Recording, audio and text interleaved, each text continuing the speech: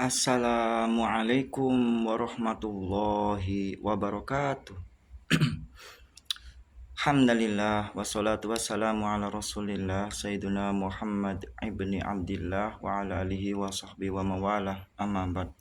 Yang selalu kami takdimi dan kami muliakan guru mursyidku dan juga guru-guru pembimbing rohaniaku dan juga guru-guru pembimbing syariatku dan yang kami cintai, yaitu saudara-saudara, teman-teman, sedulur, kawan-kawan seperjuangan, sefrekuensi, dan pemirsa tentunya pencinta ilmu yang selalu setia di channel Ahmad Zaki Sena dalam pembahasan ilmu tasawuf, jati diri, dan spiritual.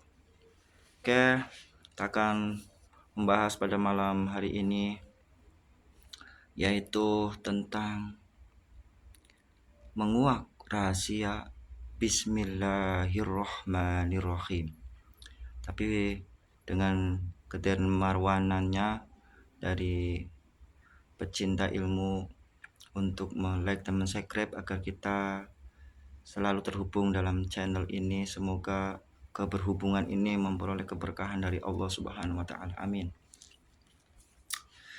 Mungkin juga kami akan memberi suatu pengantaran bahwa ini adalah kajian pembelajaran, bukan berarti kami menggurui atau yang lebih pintar atau yang lebih mampu, lebih hebat. Tidak, ini hanya sebatas kajian saja. Keilmuan saya mah belum sampai ke situ, hanya berharap belajar untuk bisa apa yang saya sampaikan, dengan mengharap rahmat Allah, dengan mengharap mengetuk cucuran barokah karomah dari guru mursyidku dan memperoleh syafaat dari syafaatnya Kangjeng Nabi Muhammad SAW. Pada pembahasan kali ini saya akan membahas tentang menguak rahasia Bismillahirrohmanirrohim. Sebenarnya kalimat Bismillahirrohmanirrohim itu adalah suatu rahasia yang sangat tersembunyi, di mana itu sebagai suatu kalimah makrifah. Kalimah makrifah, tapi bukan berarti kalimat untuk bisa memperoleh makrifah, tidak. Cuma kalimah makrifah untuk menyatakan ismunya Allah, ismu agungnya Allah. Mari kita akan membahas memulai dari semua banyak ulama yang tahu, banyak ulama khawas atau ulama dari tasawuf yang mengetahui bahwa semua kitab-kitab Allah, ya, baik kitab samawi atau dari awal dari syuhuf para nabi-nabi yang telah mendapatkan wahyu dari Allah, syuhuf sampai ke kitab-kitab yang menjadi suatu mashab kitab, yaitu kitab Taurat Nabi Musa, kitab Zabur Nabi Dawud, kitab Injil Nabi Isa. Dan semua kitab itu semuanya dirangkum, disimpulkan, dikerucutkan, disempurnakan di dalam kitab Al-Quranul Karim, Al-Quran. Bagaimana yang kita tahu, dalam Al-Quran itu ada 30 juz, ada 114 surat, ada 6.666 ayat. Nah, semuanya itu disimpulkan kembali, dikerucutkan kembali dalam surat Yasin. Dalam surat Yasin itu dikerucutkan kembali, disimpulkan kembali, dikecilkan kembali, disimpulkan dalam kitab surat Al-Fatihah. Dalam surat Al-Fatihah itu yang ada 7 ayat disimpulkan di dalam lafaz ayat yang pertama, yaitu Bismillahirrohmanirrohim. Jadi surat Al-Fatihah itu ayat yang pertamanya itu Bismillahirrohmanirrohim, jangan sampai dihilangkan, ya.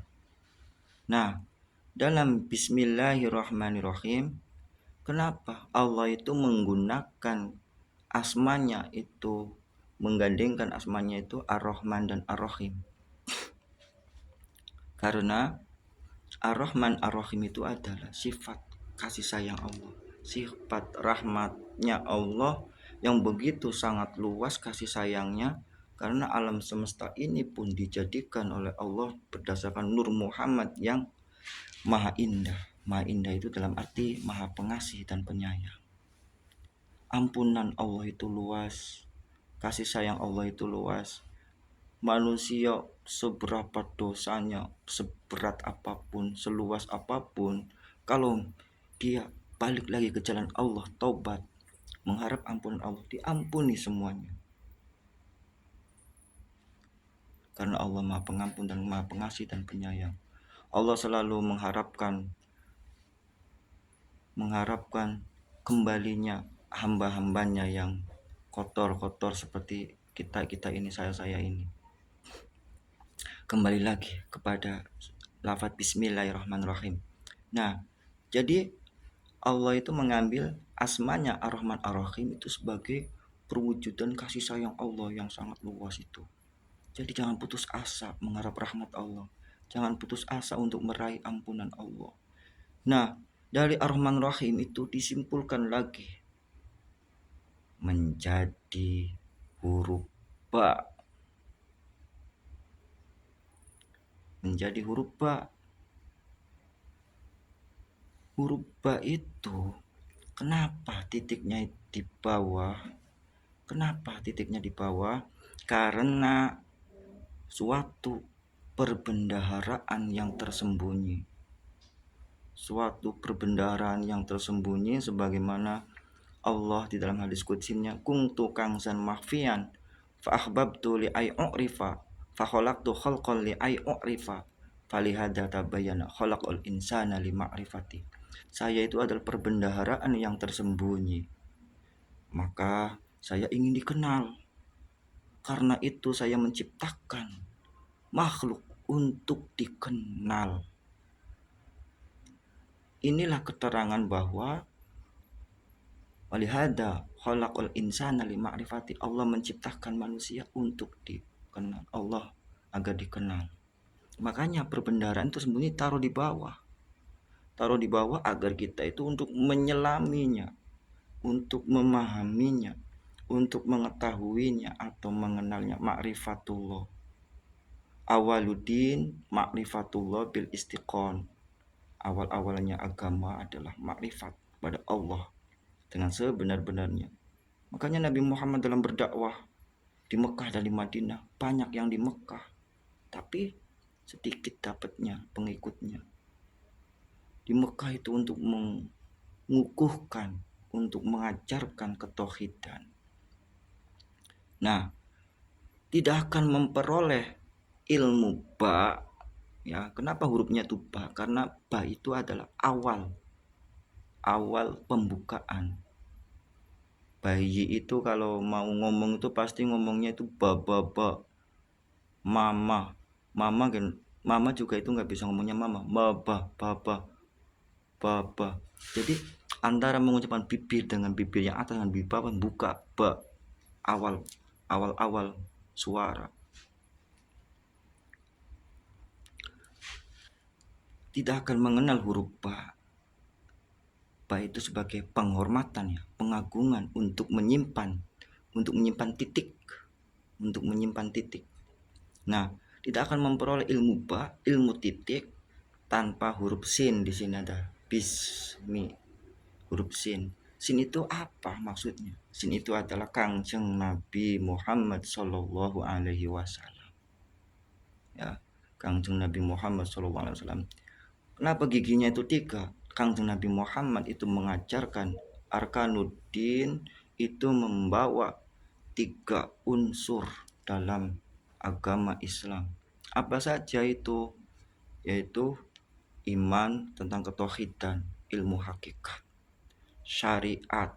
Yang kedua syariat, tentang tata cara kita beribadah kepada Allah, yaitu ilmunya ilmu fikih, ilmu yang ada dalam beberapa madhab itu dalam kajian ilmu fikih. Yang ketiga adalah ilmu pembersihan hati, pembersihan jiwa, pembersihan roh dari belenggu hawa-hawa nafsu yang kotor-kotor. Ilmunya apa? Ilmunya tasawuf, caranya torekot. Yang dikejar cita-citanya ma'rifatullah, tazkiyatun nufus, sehingga hatinya bersih sampai kepada Allah yang Maha Suci. Itu juga diterangkan di dalam ayat Al-Quran kan, yang berbunyi Bismillahirrahmanirrahim. Walladzi ba'atsa fil ummiyina rasulan minhum yatlu 'alaihim ayatihi wa yuzakkihim wa yu'allimuhumul kitaba wal hikmah wa in kanu min qabli lafi dhalalim mubin. Walladzi ba'atsa fil ummiyin, dialah Allah yang mengutus utusannya rasulan minhum. Walladzi ba'atsa fil ummiyina rasulan minhum yatlu 'alaihim, untuk membacakan kepada mereka ayatihi. Itu tanda-tanda kuasa Allah, itu ilmu tauhid, ilmu usuluddin, ilmu akidah, ilmu hakikat. Wa yuzakkihim, dan untuk membersihkan jiwa-jiwanya, yaitu ilmu tasawuf, ilmu torekot. Makanya torekot itu bukan bid'ah, itu ada ajarannya dalam Kangjeng Nabi Muhammad Shallallahu Alaihi Wasallam. Yang selanjutnya yuzakihim wa yu'allimuhumul kitaba wal hikmah, mengajarkan Al-Qur'an dan hikmah. Hikmah di sini itu adalah sunatullah. Apa yang diucapkan, apa yang diperbuat, apa yang dipraktekkan oleh Kangjeng Nabi Muhammad sehingga menjadi suatu ajaran, tata cara beribadah, tata cara beraktivitas, beramal soleh. Nah, tidak akan mendapatkan ilmu tanpa ajarannya Kangjeng Nabi Muhammad SAW, tanpa mengenal Kangjeng Nabi Muhammad SAW. Untuk kemarin saya menjelaskan tentang makna syahadat Rasul, mengenal Kangjeng Nabi Muhammad melalui basyariahnya, melalui kemanusiaannya, melalui sejarahnya, kisahnya, melalui sebagai utusan Allah, melalui sebagai akhlak-akhlak yang memiliki makom-makom terpuji, dan Nabi Muhammad sebagai asal usul segala keberadaan yang nyata, keberadaan yang ada, makhluk semesta alam semuanya, Nur Muhammad, dan kecintaan kepada beliau kata Nabi Muhammad SAW, karena tidak akan menjadi suatu iman yang sempurna, la yu'minu ahadukum hatta akuna ahabba ilaihi miu waladihi wa walidihi wan nasi ajma'in. Tidak akan sempurna iman seseorang sehingga aku kata Nabi Muhammad tidak dicintai olehnya melebihi daripada orang tuanya, miu walidihi wa waladihi wan nasi ajma'in, dan anak-anaknya dan manusia semuanya. Kanjeng Nabi Muhammad harus diutamakan. Tapi cinta kepada Kanjeng Nabi Muhammad pun harus cinta kepada keluarganya. Cinta kepada keluarganya, dzurriyyatnya, darah dagingnya, dan cinta kepada para ulama, para orang-orang soleh, para sahabat dulu, sahabat dan orang-orang soleh. Cinta kepada semuanya intinya. Maka tidak akan mengenal Kangjeng Nabi Muhammad melalui melalui wasilah malaikat Jibril. Jadi wahyu dari Kangjeng Nabi Muhammad itu melalui malaikat Jibril. Untuk apa? Untuk mengenal Bismillah Allah. Untuk mengenal Allah. Allah di sini itu baru nama, ya, sebagaimana Allah menyatakan nama Allah itu melalui Allah. Nama alif lam lam ha. Alif lam lam ha. Alif sifat wahdah yang kesatuan, menyatu, menyeluruh semuanya, baik asma, sifat, af'al, menyatu. Lam jamaliyah dan lam jalaliyah. Lam keindahan, lam kekuasaan, lam keagungan. Makanya itu dinamakan asma jalalah, asma keagungan, asma jamaliyah, asma keindahan.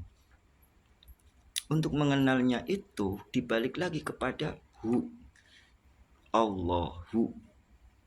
Hu-nya itu kembali lagi kepada alif lam lam itu.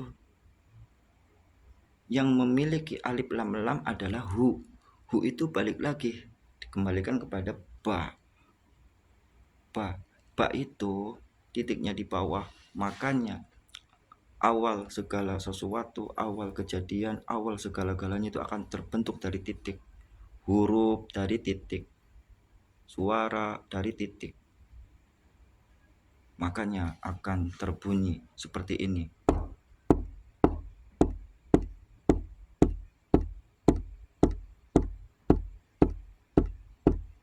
Itulah yang tertanam di dalam hati. Al-qalbu mu'minin baitullah. Qalbu orang yang beriman benar-benar, yaitu menyimpan ismu zat, ismu jalalah, ismu a'dham, yang tidak bisa, bukan untuk ditulis, bukan untuk didengar, bukan untuk dilihat, tapi untuk ditanamkan, diingat dalam lisan kolbu, lisan ruh, ruh jismani, ruh ruhani, ruh sultani, ruh qudsi, di alam mulki, di alam malakut, di alam jabarut, di alam lahut. Tentunya itu melalui tazkiyatun nufus. Tazkiyatun nufus adalah pembersihan jiwa, pembersihan hati, pembersihan nafsu-nafsu yang ada di dalam latifah-latifah yang 7 kita dengan bimbingan guru mursyid. Makanya tiada lain tazkiyatun nufusnya ialah inna fi kulli syai'in siqalah wa siqalatul qulub zikrullah. Sesungguhnya segala sesuatu itu ada pembersihnya, pembersih hati dari kotoran-kotoran hawa nafsu, itu zikrullah. Zikrullah yang bagaimana? Zikrullah yang ditalkin. Lakinu mautakum biqauli la ilaha illallah. Tanamkan dalam dirimu, ingatkan dalam dirimu yang mau mati, calon mati, dengan lafaz la ilaha illallah, yang ditalkinkan kepada yang ahlinya, yaitu guru mursyid yang mengetahui segala sesuatu, keadaan jiwa-jiwa kita, keadaan kita, penyakit-penyakit batin, penyakit hati kita, kekotoran dalam latifah-latifah kita akan dibimbing oleh guru mursyid. Jadi dengan tazkiyatun nufus, dengan zikrullah, dengan lafaz la ilaha illallah, akan memperbaharui iman kita, sehingga kita memperoleh daripada hakul yakin kalimat ba itu tersendiri, kalimat yang tertanam di dalam diri kita, sehingga kita akan diwusulkan, disampaikan oleh guru mursyid yang sudah suci. Makanya kita kan disuruh untuk mencari wasilah. Ya ayyuhalladzina amanu taqullah wabtaghu ilaihil wasilah. Hai orang yang beriman, bertakwalah. Apabila kamu belum bisa takwa, carilah wasilah, carilah pelantara. Gitu. Pelantaranya itu guru-guru mursyid, guru-guru ruh yang sudah suci. Ya, guru-guru ruh yang sudah suci yang akan mengantarkan kita di dalam perjalanan pada tempat yang asalnya. Sehingga kita, jiwa kita, ruh kita, nafsu kita itu memperoleh ketenangan. Ya ayatun nafsul mutmainnah, wahai jiwa-jiwa yang sudah tenang, irji'i, pulanglah kepada Tuhanmu, ila rabbiki radiyatan mardiyah, dengan saling ridho dan meridhoi, sehingga diselamatkan oleh Allah Subhanahu wa taala dengan keberkahan Kangjeng Nabi Muhammad sebagai miftahul babul ma'rifah, dan para aulia-aulia Allah, dari sultanul aulia, dari kutubul aulia, sampai wali-wali, ya, wali-wali abdal, wali-wali masyhur, wali-wali mastur, dan wali-wali alamatiyah, semuanya memperoleh keberkahan dari para aulia Allah. Jadi itulah makna daripada lafaz bismillahirrahmanirrahim, kalimat ba-nya, kalimat huruf ba-nya yang menjadi suatu sumber ismu a'dhamnya, rahasia untuk kita mengenal Allah, tapi alatnya adalah dengan lafaz la ilaha illallah. Karena di dalam la ilaha illallah ada nafi, ada isbat. Isbatnya yang tertanam di dalam hati kita, sebagaimana bak memiliki titik di bawah untuk digali, untuk ditanam dalam jiwa kita yang berbunyi.